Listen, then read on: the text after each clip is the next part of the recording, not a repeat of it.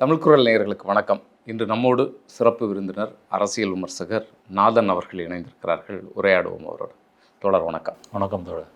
Iran மீது ஒரு அழுத்தத்தை அமெரிக்கா கொடுத்துட்ருக்கு. அடிபணியணும், பேச்சுவார்த்தைக்கு வரணும் அப்படிங்கிற விஷயத்தை சொல்லிகிட்டு இருக்காங்க. ஆனால் ஈரான் தொடர்ந்து மறுத்துட்ருக்கு. எங்கள் மீதான கட்டுப்பாடு, இந்த துறைமுகங்களை கட்டுப்படுத்துறதெல்லாம் நிற்கணும் அப்படிங்கிறத சொல்லிகிட்ருக்கு. ஆனால் பாகிஸ்தானில் அப்பாஸ் அராக்சி கிளம்பி வரும்போது எந்த விதமான அழைப்பும் இல்லாமல் அமெரிக்காவிலேருந்து திடுதிப்புன்னு சொல்லி அவர்கள்லாம் கிளம்பி வராங்க. இதை எப்படி புரிஞ்சுக்கிறது? ஈரான் மறுபடியும் சொல்லிட்டு இருக்கு, நாங்கள் பேச்சுவார்த்தைக்கு தயாராக இல்லை, இந்த முன்மொழிவுகளுடைய அடிப்படையில் நீங்கள் வந்தீங்கன்னு சொன்னால் பேச்சுவார்த்தை அப்படிங்கிறது தான் அவங்க சொல்லிட்டு இருக்கிறாங்க, கட்டுப்பாடுகளை தளர்த்தணும் அப்படிங்கிறது. இதை எப்படி பார்க்க? அப்பாஸ் அராக்சியை பொறுத்த வரைக்கும் அவர் பாகிஸ்தானுடைய பிரதமர் தளபதி ஆசிம் முனீர், வெளியுறவுத்துறை அமைச்சர், இவங்களெல்லாம் சந்திச்சிருக்காரு.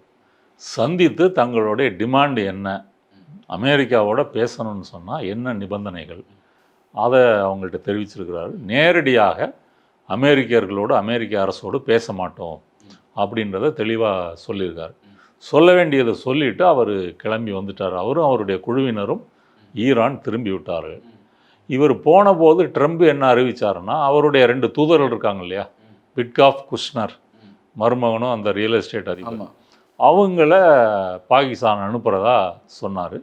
அவங்களும் கிளம்பி போகிறதா இருந்துச்சு. ஆனால் அப்பாஸ் அராக்சி கிளம்பி வந்த பிறகு ட்ரம்ப் அதை ரத்து பண்ணிட்டார். அந்த 2 தூதர்களையும் பாகிஸ்தான் அனுப்புவதை ரத்து செய்து விட்டார். ஸோ ஈரானுடைய டிமாண்ட் என்ன? நீங்கள் எங்களுடைய துறைமுகத்துக்கு வரக்கூடிய கப்பல்களையும் இங்கிருந்து கிளம்பக்கூடிய கப்பல்களையும் முற்றுகையிட்டு பிடிச்சு வைக்கிறீங்க, அல்லது பயணிப்பதற்கு அனுமதி மறுக்கிறீங்க. இந்த முற்றுகையை வைத்துக்கொண்டே இந்த போர் நிறுத்தம் இருக்கும்போது நீங்கள் ஒரு மறைமுகமான ஒரு போரை செய்து கொண்டே நாங்கள் பேச முடியாது. அதற்காக தான் ஹோர்முஸையும் மூடியிருக்கிறோம். அதனால் அந்த முற்றுகை நீக்கப்பட்டால் மட்டும்தான் பேச்சுவார்த்தை. ஒரு மிரட்டலை விடுத்து கொண்டே பேசுவதற்கு நாங்கள் தயாராக இல்லை. அதில் ஈரான் உறுதியாக இருக்கிறது. ட்ரம்போ அமெரிக்க அரசோ செய்தி தொடர்பாளர்களோ இது இப்போ ட்ரம்ப் காலவரையறை இல்லாமல் இந்த போர் நிறுத்தத்தை நீட்டித்திருக்கிறார். ஏன் காலவரையறை போடவில்லை? இனிமே சண்டை போடுறதுக்கு ஒன்றும் இல்லை. அப்படி சண்டை போட்டிங்கன்னு சொன்னால் பிரச்சனை அதிகமாகும். அது ஈரானுக்கு மட்டும் பாதிப்பு இல்லை, வளைகுடா நாடுகளுக்கு பாதிப்பு, உலக நாடுகளுடைய பாதிப்பு, பொருளாதார நெருக்கடி வரும். இப்படி சங்கிலி தொடர் போன்ற பல பிரச்சனைகள் இருக்குது. அதனால தான் ட்ரம்ப் காலவரையறை இன்றி அதை தள்ளி வைக்கிறார். அப்படி தள்ளி வைக்கும்போது ஈரான் சொல்கிற அந்த நியாயமான கோரிக்கையை ஏற்றுக்கொண்டு வந்தால் மட்டும்தான் பேச்சுவார்த்தை நடக்கும். அதற்கு அமெரிக்கா முரண்டு பிடிப்பதன் காரணம் என்ன? அப்போ இந்த அமைதி காலத்தில் இந்த பொருளாதார முற்றுகையின் மூலமாக ஈரானை மேலும் ஒரு நலிவடைய செய்வது, இதில் அமெரிக்கா தெளிவாக இருக்குது. லேட்டஸ்ட் நியூஸ் என்னென்னா, ஈரான்லேருந்து 80 to 90% க்ரூட் ஆயில் சைனா வாங்குது. அந்த சைனாவில் ஒரு பெரிய சுத்திகரிப்பு ஆலை ஒன்று இருக்குது. அது சைனாவிலே 2வது பெரிய ஆலை. அந்த ஆலை தான் இந்த ஈரான் க்ரூட் ஆயிலை வாங்குது. அதில் ஒரு 40 கப்பல்கள், பல கப்பல் நிறுவனங்கள் அந்த ஆயிலை கொண்டு போகிறாங்க. அந்த சீன நிறுவனத்துக்கு ஒரு பொருளாதார தடை. யார்? அமெரிக்கா.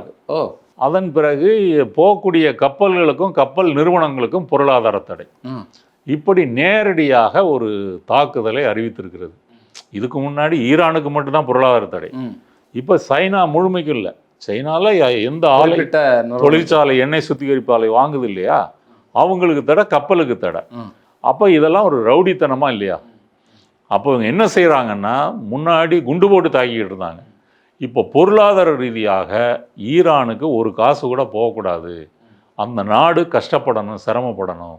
இது அமெரிக்காவினுடைய ஒரு வழக்கமான உத்தி. நீங்கள் ஈராக்காக இருக்கட்டும், ஆப்கானிஸ்தானாக இருக்கட்டும், கியூபாவாக இருக்கட்டும், இவங்களையெல்லாம் இந்த பொருளாதார தடைன்னு போட்டு, பொருளாதார போட்டால் மேற்கத்திய நாடுகளும் அதை பின்பற்றும். மற்ற 3ஆம் உலக நாடுகள் ஏதாவது வர்த்தகம் செய்ய போனாங்கன்னா மிரட்டிடுவாங்க. நீ ஈரானோடையோ கியூபாவோடையோ வர்த்தகம் செய்து கொண்டால் உன் மீது நடவடிக்கை எடுக்கப்படும். அப்போ இந்தியா மாதிரியான நாடுகள்லாம் பயந்துக்கிட்டு போகாது. அது மோடிலாம் கேட்கவே வேணாம். நீங்கள் சொல்லிட்டீங்கல்ல, ரஷ்யாவிலேருந்து நாங்கள் 1 லிட்டர் கூட வாங்க மாட்டோம், நீங்கள் அனுமதி கொடுத்துட்டீங்கல்ல, 1 மாதம் வாங்கிக்கிறோம், இப்போ எக்ஸ்டெண்ட் பண்ணியிருக்கீங்க 1 மாதம் வாங்கிக்கிறோம், அதுக்கு பிறகு நிறுத்திடுவோம். இப்படி தான். அப்போ இப்படி இருக்கும்போது அந்த நாடுகள் எவ்வளவு சிரமப்படும் இல்லையா? அந்த சிரமம் என்பது இப்போ உதாரணத்துக்கு ஈராக் மேலே பொருளாதார தடை விதிக்கப்பட்ட போது மருந்துகள் இல்லாமல் 5 லட்சம் குழந்தைகள் இறந்து போகிறாங்க. அது குறித்து அந்த அந்த அம்மையார் பேர் மறந்து போச்சு, மேடம் ஆல்பிரைட்டா அது மாதிரி ஏதோ ஒரு பேர், அவங்கள்ட்ட கேட்டதுக்கு அந்த தண்டனை வந்து ஒர்த்து தான், நியாயமானது. இப்படி வந்து கொடூரமாக சொல்கிறாங்க. அப்போ இந்த பொருளாதார தடைகள் மூலமாக அந்த நாட்டினுடைய பொருளாதாரத்தையும் மக்கள் வாழ்க்கையையும் சின்னா பின்னப்படுத்துவது. இப்போ கியூபாலாம் வெனிசுலாவை அமெரிக்கா கைப்பற்றின பிறகு, அவங்க ஆயிலை கண்ட்ரோல் பண்ண பிறகு ஒரு எண்ணெய் இல்லாமல் கூட சிரமப்படுது. இப்போ ரஷ்யாவிலேருந்து 1-2 கப்பல் எண்ணெய் எடுத்துக்கிட்டு போகுதே தவிர, இந்த அமெரிக்காவினுடைய பொருளாதார தடையின் மூலமாக கியூபா வந்து பல 10 ஆண்டுகளாக சிரமப்படுகிறது. இருந்தாலும் அந்த மக்கள் அங்கே இருக்கக்கூடிய அரசை ஆதரித்து கொண்டு இருக்கிறார்கள். ஈராக்கில் பொருளாதார தடை போட்டு அப்புறம் சதாம் ஹுசேனை தூக்கில் போட வைத்து ஆட்சி மாற்றம் கொண்டு வந்த பிறகு தான் அந்த தடையை எடுக்கிறாங்க. எண்ணெய் நிறுவனங்களை அமெரிக்கா, ஐரோப்பிய நிறுவனங்கள், யூகே நிறுவனங்கள் கட்டுப்படுத்துகிறது. அதே போல் ஆப்கானிஸ்தானில் எண்ணெயும் கிடையாது, ஒன்றும் கிடையாது. அந்த நாடு மேலே தாலிபான் ஆட்சின்னு சொல்லி பொருளாதார தடை. இன்றைக்கும் தாலிபான்களை பல நாடுகள் அங்கீகரிக்கவில்லை. இப்படி இருக்கும்போது ஈரானை இன்னைக்கு போர் புரிந்து விட்டு போர் நிறுத்தம்னு சொல்லி, நீ எண்ணெய் ஏற்றுமதி செஞ்சேன்னா கப்பலை பிடிப்போம், எங்களை மீறி எங்கள் முற்றுகையை மீறி ஒரு கப்பல் போச்சுன்னா பொருளாதார தடை.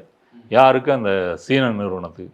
அப்போ இதெல்லாம் வந்து என்ன சொல்வது, ஒரு பேச்சுவார்த்தை நடக்கணுன்ற விருப்பம் இல்லாமல் அதே சமயம் போர் புரிந்தால் நமக்கு தோல்வி என்பதை கருதி கொண்டு இந்த மாதிரியான வழிகளை அமெரிக்கா முயற்சி பண்ணுகிறது. சீனா கடுமையாக கண்டிச்சிருக்கு.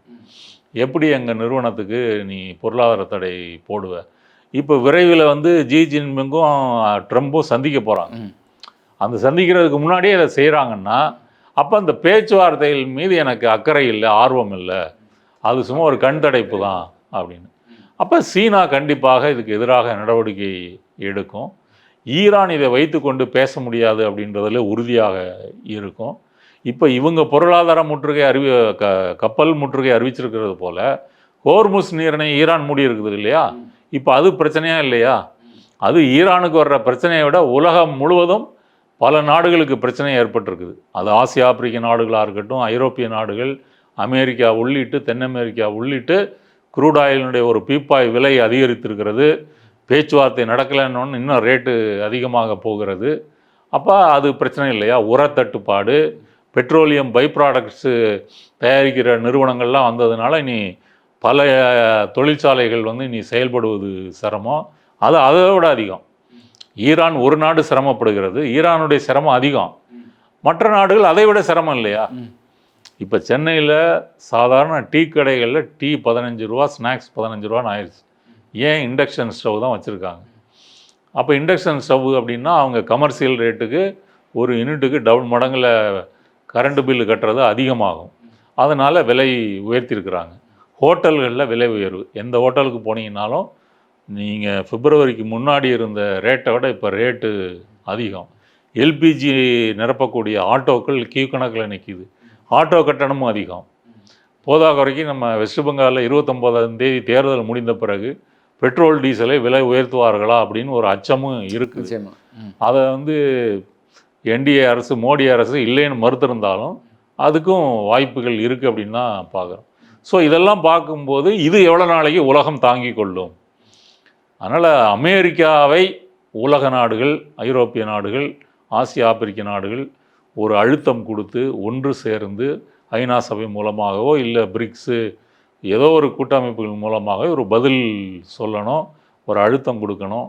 இல்லை அப்படின்னு சொன்னால் இது உலகம் முழுவதும் ஏழை மக்கள் மீது தான் இந்த சுமை சுமத்தப்படும்.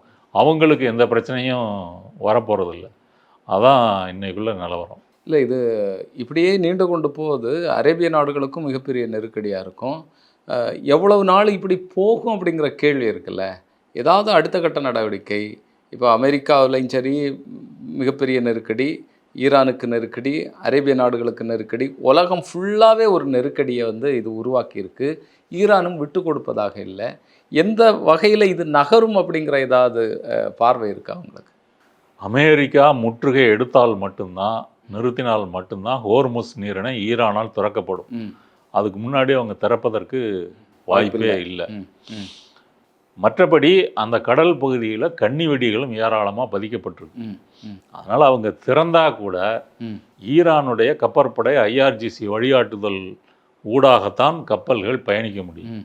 ஐரோப்பிய நாடுகள்லாம் இப்போ பேசி என்ன சொல்லியிருக்காங்கன்னா, அங்கே இருக்கக்கூடிய கன்னி வீடுகளை நாங்கள் அகற்றுவதற்கு உதவி செய்கிறோம் அப்படின்னு பேசியிருக்காங்க. துருக்கி சொல்லியிருக்கு, ஜெர்மனி சொல்லியிருக்கு. அமெரிக்கா வந்து அதை நீங்கள்லாம் தேவையில்லை, நான் பார்த்துக்கிறேன் அப்படின்ற மாதிரி அமெரிக்கா சொல்லுது. இல்லை, அவை அந்த நாடுகளுடைய கப்பல் படை முன் வர்றது ஈரானுக்கு ஒரு நெருக்கடியாக இருக்காதா? இல்லை, முன் வர்றதுன்றது ஈரானுடைய ஒப்புதலோட தான். அப்படியா? ஆமாம், ஈரான் அனுமதிச்சாதான் அதை செய்ய முடியும். அதை மீறி அவங்க செய்ய முடியாது. அது ஒன்று. ட்ரம்ப் அதுக்கெல்லாம் பெரிய செவி சாய்க்கலை.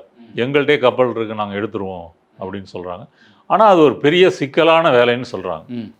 ஏன்னா எங்கே போட்டிருக்கோம் அப்படின்றதே நீங்கள் கண்டுபிடிக்க முடியாது. அப்புறம் கண்டுபிடிச்சு அகற்றணும். அதனால் அது ஒரு மாத கணக்கில் நடக்கக்கூடிய ஒரு வேலை. அதனால் இந்த பிரச்சனைக்கு மற்ற நாடுகள் ராஜ்ய ரீதியாக, ராஜதந்திர ரீதியாக, டிப்ளமசி முறையில் டிப்ளமேட்டிக்காக அதை அணுகி சரி செய்தால் மட்டும்தான் இதற்கு வாய்ப்பு இருக்குது. தொடர்ந்தால் நீங்கள் சொன்னது போல் ஈரான் பாதிக்கப்படும், வளைகுடா நாடுகளுடைய பொருளாதாரம் பாதிக்கப்படும். கிட்டத்தட்ட இப்போ February 28 அவங்களுடைய ஏற்றுமதி இறக்குமதி பாதிக்கப்பட்டிருக்குது. அந்த க்ரூட் ஆயில் காசை வைத்து கொண்டு தான் வளைகுடா நாடுகள் எல்லா தேவைகளையும் பராமரித்து ஒரு பணக்கார நாடுகளாக இருக்கிறாங்க.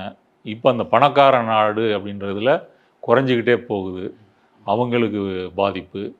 அடுத்ததாக வளைகுடா நாடுகள்லேருந்து ஒரு 1/5 க்ரூட் ஆயிலும் எரிவாயு அதிகமாக வாங்கக்கூடிய நாடுகள் இருக்குது. ஆசியா, ஆப்பிரிக்கா நாடுகள், அவங்களுக்கு பிரச்சனை. அதனால் இந்த பிரச்சனை தொடர முடியாது. இப்போ பாகிஸ்தான்கிட்ட அவர் வெளியுறவுத்துறை அமைச்சர், ஈரான் வெளியுறவுத்துறை அமைச்சர் பேசிட்டு வந்திருக்கிறார். கண்டிப்பாக பாகிஸ்தான் அதை அமெரிக்க தரப்புக்கு தெரிவிக்கும். திரைமறைவிலான இந்த முயற்சிகள் தொடரும். 2 பேருக்கும் உள்ள கருத்து வேறுபாடு வந்து குறைப்பதற்கான முயற்சிகளை பாகிஸ்தான் செய்கிறது, துருக்கி செய்கிறது. அவங்க அதில் தொடர்ந்து பேசிகிட்டு இருக்காங்க. அதன் மூலமாக ஒரு முடிவு வரும் அப்படின்னு நம்ம எதிர்பார்ப்போம். தொடர்ந்து பேசுவோம். அடுத்தடுத்த நகர்வுகள் எப்படி இந்த யுத்தத்தில் போகிறது அப்படிங்கிறது. உங்களுடைய நேரத்திற்கும் கருத்திற்கும் நன்றி. நன்றி.